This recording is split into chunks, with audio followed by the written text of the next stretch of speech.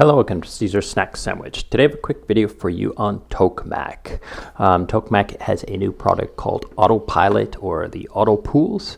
I did do a video on Tokenmak a little while ago, like 3 years ago, and this system here is quite different. It's very different, so you can kind of watch this video to kind of get a history or to look back on what this team has built in the past.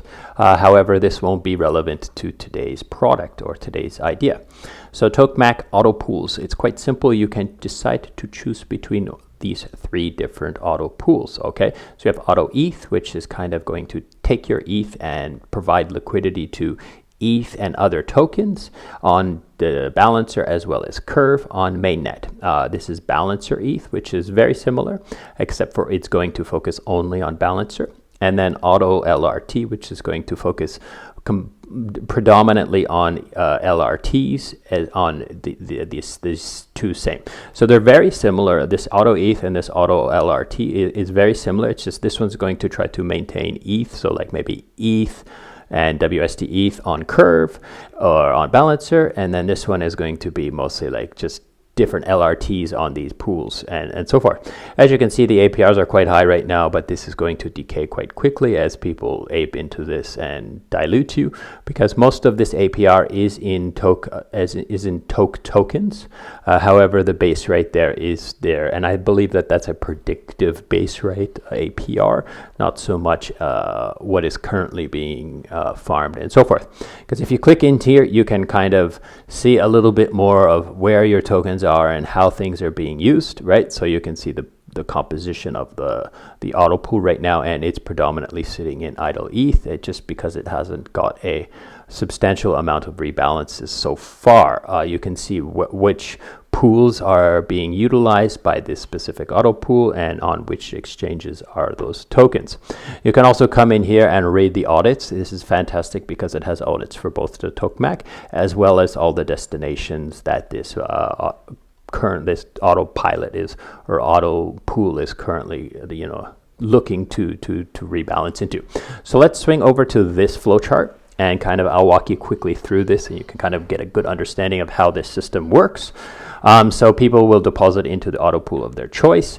The auto pool has destination places where they can, different like places where they can farm in the case of like Curve and Balancer, and different pools on Curve and Balancer. They have this status system, which is kind of like a oracle, which is watching different data on these pools and putting that on chain into a calculator.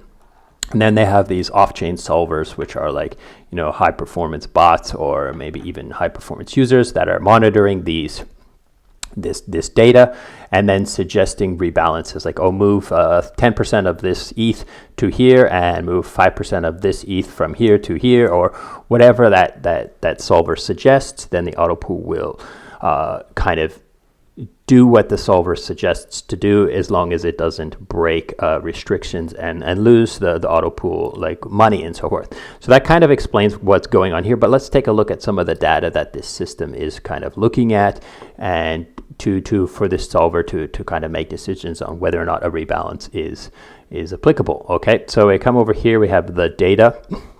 First thing it's going to say is it's not simply chasing the highest yield.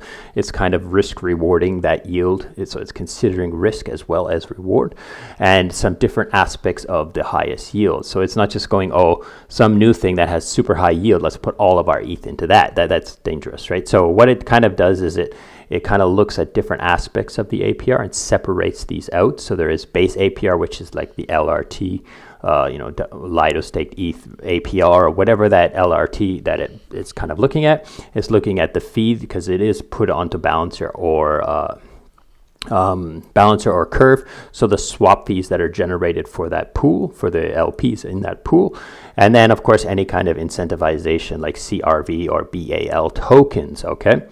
It also goes to look at the exchange rate versus the underlying ETH backing. So this is like, if you think about the LRT, if you were to redeem the LRT, how much ETH would you get? So it's monitoring this as well. So it's kind of like making sure that WST ETH is going up in value versus ETH, right?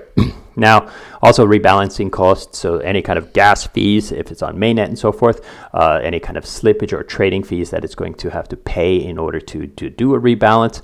And there you can read also a little bit more about these the constraints on the solvers. So the solver has to kind of the solver has to meet these constraints in order for a rebalance to be executed and so forth.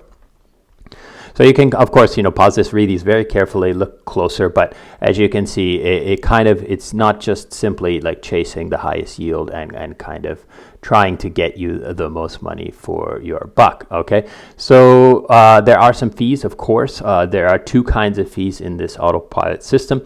These fees are not completely clear, so I'm going to kind of read it to you, and you can kind of think about it for those people who can't just pause it and look. It says periodic fee. This is a set fee, annualized fee that is taken each debt reporting.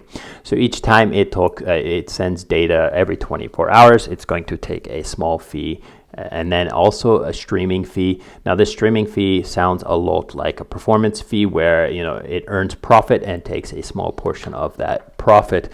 This periodic fee is kind of a little bit confusing to me. It kind of sounds like they're taking a fee simply on the assets under management, but I hope that's not the case. So I would suggest you to reach out to Tokenmak and find out about this. If you do go into the autopilot here and you click into one of the pools, there's no kind of mention of fees inside here, which is kind of lacking in my opinion. I think they should put that fee very explicit somewhere inside these auto pools. I guess that's pretty much it for today. We do have this little video here that someone tweeted and replied to me, and it kind of explains to you what I've explained, like the flow of this flow chart here, and you can watch this. I'll try to link to this as well somewhere. Now, the last thing I did, as I you read through all the tweets and stuff and replies and stuff like that, they are talking about making this multi-chain as well. So these destination pools might actually even be crossing bridges, so going to base to farm aerodrome or something like this. So that's pretty interesting, but again, this is something that's not live right now, and in DeFi, we have to be careful. So I hope they don't force it through, and they do the due diligence and get that all audited as well before they start sending ETH across bridges and so forth. Okay, so I guess that's it for today. I hope this has been useful and interesting, and as always, go and read the docs, dig a little deeper, find out more about whether or not this thing is interesting to you. And thank you so much for watching, and goodbye.